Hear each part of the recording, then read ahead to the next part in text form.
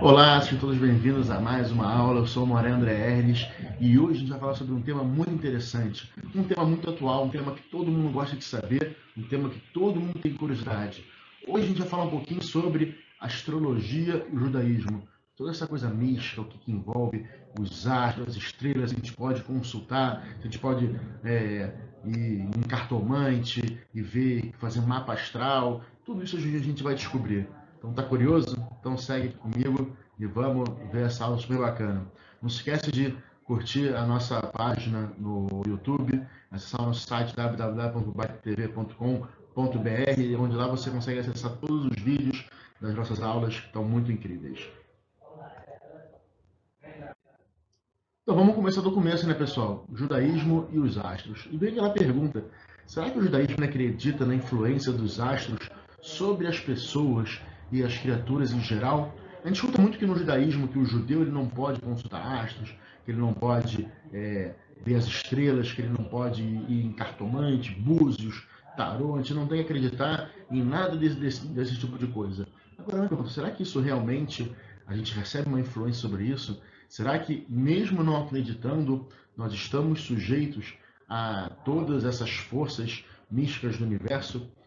E, segundo a Torá, é totalmente proibido consultar os astrólogos ou mesmo o nosso horóscopo, aquele que sai no jornal, né?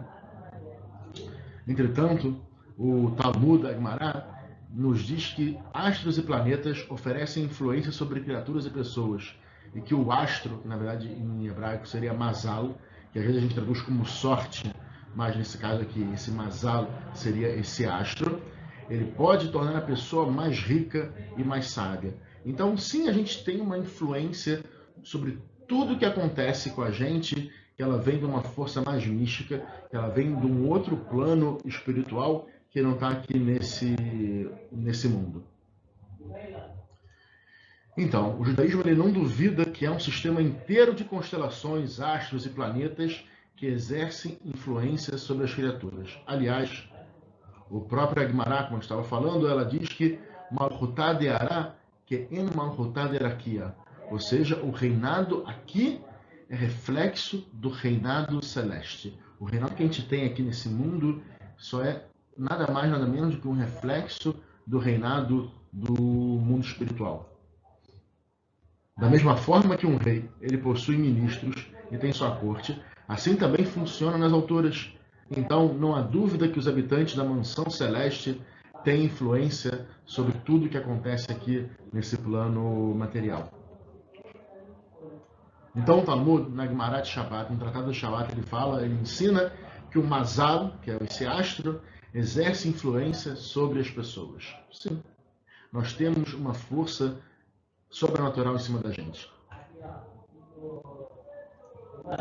O Rabi Hanina, ele diz que o Mazal, né, que é essa sorte, pode tornar a pessoa mais rica ou mais sábia, como a gente falou anteriormente. Por exemplo, nós sabemos falar que a gente não deve tirar sangue em uma terça-feira. Por quê? Porque nesse dia ele recebe a influência do planeta de Marte. O planeta vermelho está ligado, esse astro, a assuntos de guerra, sangue, pragas e desastres. A gente vai entender um pouquinho mais como que a gente faz então para poder sair dessas sinucas de bico. Mas o próprio judaísmo ele fala que existem certas situações que a gente vai agir de uma maneira, que a gente vai agir de outra, que a gente pode não consultar, mas a gente tem que saber como funciona, até para isso ter uma influência menor na nossa, uma influência maior na nossa vida, não só uma influência maior, mas uma influência positiva e não uma influência negativa. Então a influência que os astros têm sobre o mundo mineral e vegetal ela é óbvia. Né? A gente tem aqui, quando tem lua cheia, a maré fica cheia e tudo mais, inclusive no ciclo menstrual, e tudo isso depende dos planetas. E a Gemara afirma que não há uma grama que cresça sem que o seu astro a influencie. Pessoal, olha como é que isso é profundo, olha como é que isso é mais complexo do que parece. Nem mesmo uma grama, uma graminha, ela vai crescer sem que o astro dela tenha uma influência, uma regência sobre o que está acontecendo. Então a resposta é sim, existe uma influência celeste sobre todas as criaturas, desde os minerais até mesmo os seres vivos, os seres humanos. Nosso grande mestre, o Rabbi Yitzhak Luria, o famoso Arizal, ele diz que o embrião só se torna perfeito a partir do 7º mês, quando já passou pela influência de 7 planetas principais e importantes. Isso a própria medicina fala. O bebê, obviamente, quanto mais perto dos 9 meses do final da gestação ele nasce, melhor. Só que a partir do 6º, 7º mês, o ser humano já está formado, ele vai só crescendo e ganhando mais força. E aí, o próprio Arizal já falava isso. Ele nem médico ele era, tá aqui. Tudo isso tem influência também dos astros e dos planetas. E o Ravi Abraham Ibn Ezra, ele diz que cada povo e cada lugar físico é dependente do seu astro. Ou seja, para a gente estar aqui, para tudo acontecer para a gente, para o nosso povo, depende de algum astro que lhe dá uma influência positiva ou mesmo negativa para a gente. Maravilha, então a gente agora já sabe que nós sofremos uma influência dos astros. Só que isso agora vai trazer para a gente uma pergunta. Se há uma influência celeste e predestinação, como fica o livre-arbítrio e a responsabilidade do indivíduo? Porque se eu tenho uma influência celeste, se eu tenho um signo que me rege, se eu tenho um ascendente em tal planeta, como é que eu posso argumentar que tal coisa acontece na minha vida, ou que a minha vida vai assim, ou que a minha vida vai assado, e isso somente é uma influência minha e não tem nada externo? Porque se tem alguma influência externa, então eu posso me eximir de qualquer culpa. Eu posso falar que não fui eu que fiz isso, ou pelo menos eu não queria fazer isso, mas eu não tive outra escolha, senão a escolha divina. Então a gente vai entender o seguinte, que essa influência celeste, ela só é apenas uma tendência, ela não é uma certeza. Se a pessoa tem uma inclinação para certos hábitos, certos comportamentos, nada é absoluto, e ela tem que combater se for alguma coisa ruim, ou se for uma coisa que vai de encontro, talvez uma coisa que ela acredita, se for uma vontade, e a gente vai entender um pouquinho isso já já com um exemplo. Então o livre-arbítrio, né, que é a livre escolha, ela continua sempre, sempre, sempre, sempre, e a pessoa pode lutar contra a sua inclinação, tentando melhorar. Como falei para vocês no slide anterior, sobre Marte. A gente não doa sangue na terça-feira, porque Marte é o planeta vermelho, tem uma ascendência e que é negativa. Vamos entender um pouquinho sobre isso. Vamos lá. A Gemara fala que quem nasce numa terça-feira, já que a gente falou de Marte, vamos falar sobre Marte. Ela tem a influência sobre o planeta de Marte. Marte em hebraico é Ma'adim, que vem da palavra Dam, sangue, ou mesmo planeta vermelho. Ou seja, ela vai ter um caráter sanguinário e vai apreciar o sangue, de tal maneira que ela pode ser um assassino. Opa, peraí, não entendi nada. Quer dizer, então, se eu for um assassino, isso tem que estar ligado ao meu ascendente, ser Marte, ao meu planeta, ao meu astro? Não, não é isso que a gente está dizendo. A gente está dizendo o quê? Que a pessoa que nasce numa terça-feira, ela vai ter essa tendência. Mas como que essa tendência é revelada na pessoa? O que a pessoa pode fazer com isso? Então quer dizer que eu estou predestinado a ser um assassino? Não. O que você pode fazer? Você pode virar um médico, você pode virar um moelo, você pode virar um shochet. Você vai trabalhar com sangue, porque aquilo ali não te influencia, não de uma forma, pelo menos, negativa, não te incomoda. A gente sabe que tem pessoas, por exemplo, que não gostam de ver sangue, não suportam ver sangue, não gostam nem de tirar sangue e desmaia. Né? Então, a pessoa que ela tem essa tendência, ela tem esse gosto, então ela vai canalizar isso para uma coisa boa. Ela não tem que usar essa vontade de ver sangue arrancando o sangue do próximo. Ela pode sim virar um médico, virar um shochet, virar um moel, vai trabalhar isso de uma outra maneira. Ou, enfim, qualquer outra coisa que ela vai trabalhar, que ela vai ter contato com esse sangue, ter contato com essa experiência. Então, a gente tem mais do que o livre-arbítrio, a gente tem a obrigação de canalizar as nossas forças para o bem sempre. E, pessoal, a gente sempre fica naquela dúvida, qual é a minha missão, o que eu vim fazer na Terra, o que eu tenho que fazer aqui. E uma das dicas que os sábios dão para a gente é, tudo aquilo que você mais tem dificuldade, tenha certeza que isso faz parte da sua missão melhorar.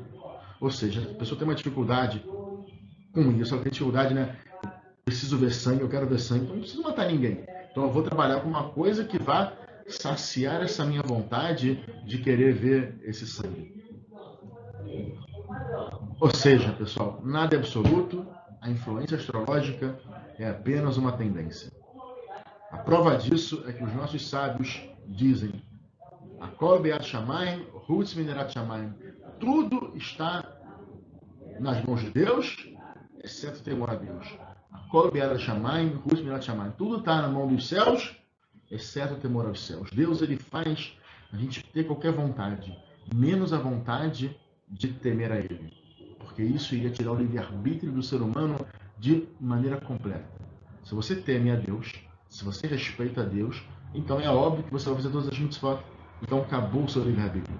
A gente está aqui nesse mundo com o livre-arbítrio para fazer o que a gente quiser, para a gente achar o que a gente quiser achar e tentar tomar a melhor decisão possível.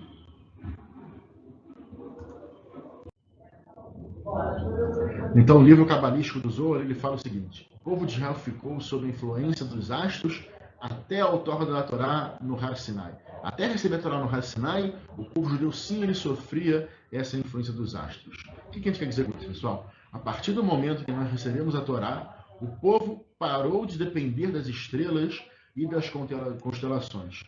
Obviamente que quando alguém se afasta dos caminhos da Torá, ela volta a receber a influência natural dos astros. Isso fica claro nas palavras dos nossos sábios.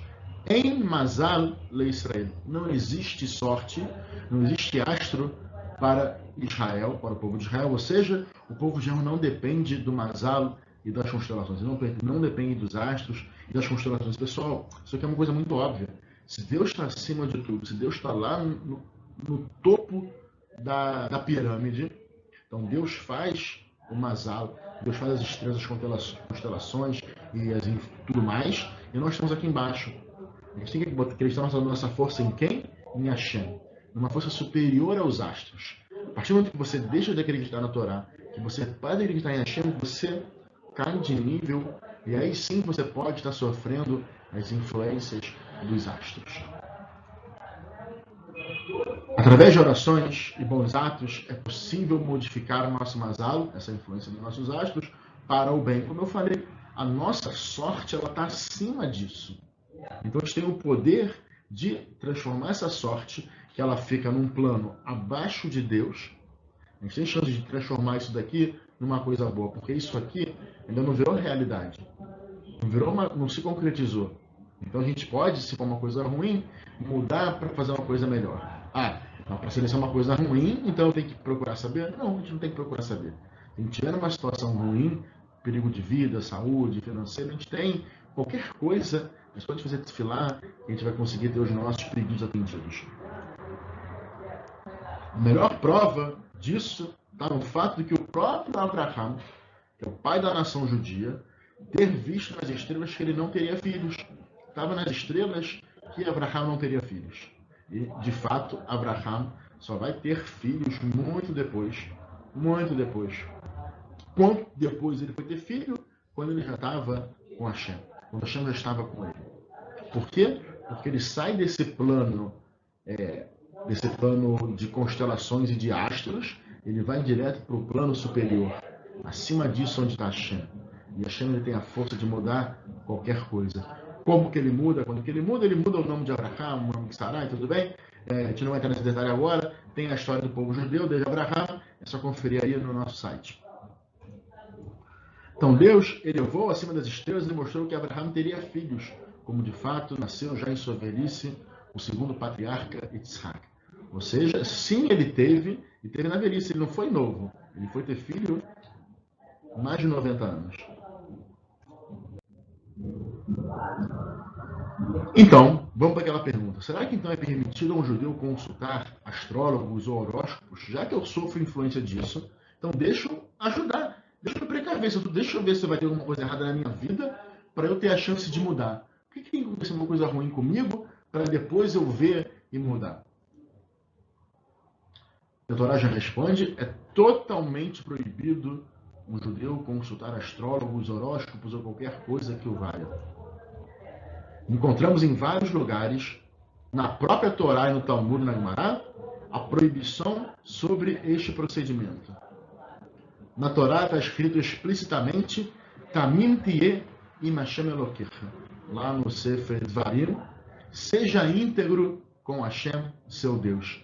Seja íntegro em que sentido? Que a gente não tem que consultar forças externas e somente a força de Hashem HaKadosh Baruch Hu. Consultar astrólogos ou horóscopos demonstra falta de integridade. Devemos ter fé absoluta por Deus, que Ele dirige o mundo e sabe como e quando fazer sempre da melhor forma para o ser humano. Então, como eu falei, se eu nasci numa terça-feira, então quer dizer eu tenho que ser assassino, que eu tenho que ser um médico porque meu ascendente é o planeta de Marte, que é o planeta vermelho de sangue. Não! Não quer dizer nada disso. Quer dizer que sim, a gente sofre uma influência, mas não quer dizer que você vai ter que fazer qualquer dessas coisas. Por quê? Porque a Shem está acima disso tudo e ele tem o poder de mudar todas essas situações. O homem não deve procurar conhecer e prever o futuro, ou seja, os desígnios divinos. A gente não tem que querer buscar saber o futuro. Eu não tenho que querer saber o que vai acontecer comigo amanhã. Tem que estar preocupado com agora. Já viu aquela máxima de que a gente tem que pensar como se fosse o último dia de vida? Sim. Em que sentido? O que você vai fazer no seu último dia de vida? O que você vai fazer se você soubesse que só tem mais um dia de vida? Eu vou para farra, eu vou ficar chorando em casa, eu vou estudar Torá. O que você vai fazer? Então aproveita a sua vida assim. Mas como é que você vai aproveitar? Óbvio, ninguém vai passar a vida inteira achando que o último dia de vida vai ficar na farra, a gente não vai conseguir. A gente vai se dedicar ao máximo tudo no dia de hoje.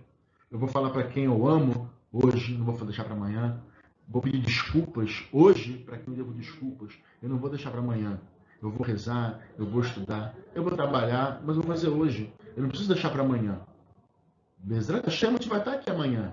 Mas eu tenho certeza que agora eu estou, então a gente tem que viver o agora, tem que viver o presente. Também consta na Torá, lá no Sefer Dvarim, não haverá entre nós feiticeiros, quiromantes e assim por diante. Da mesma forma, mencionamos de passagem que os judeus não procuram necromantes, as pessoas que chamam os mortos através do espiritismo. Tem várias histórias na Gemara, Midrashim, que contam pessoas que consultaram os mortos, que iam em cemitérios. Existe maneira que você faz isso, mas nós não costumamos fazer isso por N motivos, como a gente já explicou alguns aqui. Aliás, o próprio Gemara fala que essa técnica não funciona no Shabat. Nem esses médiuns conseguem chamá-los, uma prova clara de que o Shabat é realmente o descanso das almas. Tá? Essa proibição de consultar os astrólogos não diminui em nada os conhecimentos da astrologia e astronomia. Os judeus sempre possuíram conhecimentos profundos nessas ciências, como os grandes rabinos Saadia Gaon, Shmuel Nagid, Ibn Ezra, Gershonides, Narmanides, Isaac Abarbanel, Isaac Abu-Hab e assim por diante. Grandes sábios rabinos que eles entendiam de astrologia, eles entendiam desse mundo místico, né? Não o mundo espiritual, o mundo das almas, não, né? Esse tipo de mundo, a gente está falando dessa parte de Mazalot, de astros, influências, zodíaco e tudo mais. Isso, porém, ocorria apenas no âmbito do conhecimento. Eles tinham esse conhecimento, mas eles usavam esse conhecimento pelo estudo e não para saber sobre o futuro da vida deles. Por exemplo, o próprio Pedro Álvares Cabral, para chegar no Brasil, utilizou mapas do famoso Rabino Zacuto, grande erudito em astronomia e cartografia. Ou seja, não é que nós não acreditamos de fechar a cara, a gente sabe que isso existe, mas é uma coisa que a gente não consulta, e se a gente trabalha com isso, é pelo sentido do estudo e não para querer saber sobre o nosso futuro. Ou seja, para ficar bem claro, o conhecimento ele não implica em comportamento. O que isso quer dizer, pessoal? Que os judeus eles nunca consultaram a astrologia para determinar se devia ou não devia exercer tal profissão ou uma carreira, enfim, ciente que no final o comportamento do homem era o determinante. A cada instante do seu destino. A gente nunca buscou para poder sofrer influência. A gente sabe que tudo isso está nas mãos de Deus e está na nossa mão também poder mudar isso e alterar isso. Os judeus eles não consultam quiromantes e astrólogos, nem sequer o horóscopo impresso nos jornais. O que sai toda no jornal, hoje em dia na internet, você bota um Google aí, dá uma busca, você vai achar rapidinho. A gente não faz esse tipo de consulta, a gente não faz esse tipo de busca. Muitas vezes alguém lê o horóscopo pela manhã e ela está escrito que ele não vai ter sucesso no seu trabalho durante o dia. E esse simples fato vai deixar ele para baixo, deprimido, e vai ocasionar realmente um dia de fracasso. E é por esse motivo que a gente não lê qualquer tipo de coisa que vai ter um impacto no nosso livre-arbítrio, para optar sempre pelo bem, mantendo a confiança e o otimismo. Então você vai lá, abrir o seu horóscopo agora, eu sou de Capricórnio, você fala assim, o Capricórnio hoje, ele vai ter um dia ruim, nada vai dar certo, mas você já sai da sua casa com a cabeça pensando, poxa, hoje o dia vai ser ruim, tá no meu horóscopo. E aí você foi, saiu tropeçou e sem querer caiu no chão, e aí foi chegar no seu trabalho, o elevador quebrou, você teve que subir de escada, e chegou lá todo suado, estava quebrado o ar-condicionado, você fala, viu?